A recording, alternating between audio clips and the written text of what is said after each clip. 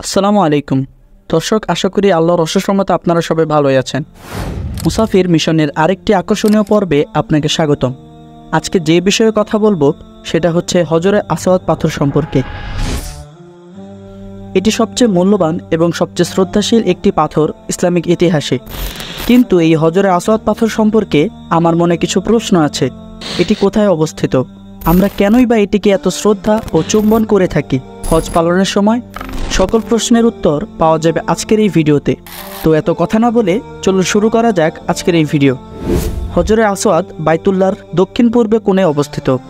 Saudi সুরক্ষা বাহিনীর কর্মীরা 24 ঘন্টা শিফট অনুযায়ী হজরে আসওয়াদকে পাহারা দেওয়ার দায়িত্ব পালন করে। কর্মীরা হজ ও উমরা যাত্রীদের মধ্যে তাওয়াফের সময় শৃঙ্খলা বজায় রাখতে চেষ্টা করে, যাতে তারা সহজেই এই মূল্যবান পাথরটিকে চুম্বন করতে পারে। শেখ মাহমুদ বদরের পরিবার কয়েক হাজার বছর ধরে হজরে আসওয়াদের দেখাশোনা ও যত্নের সৌভাগ্য অর্জন করে আসছে।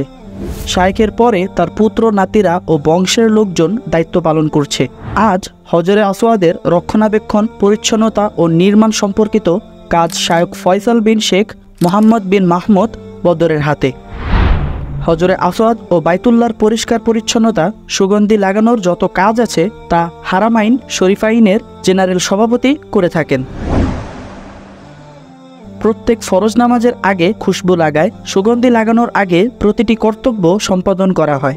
এতে সর্বাধিক ব্যয়বহুল ও দামি আতর ব্যবহৃত হয়। আজকে এ পর্যন্তই। দেখা হবে সামনের কোনো নতুন তথ্য নিয়ে, তাই চোখ রাখুন মুসাফির মিশন চ্যানেলের সাথে।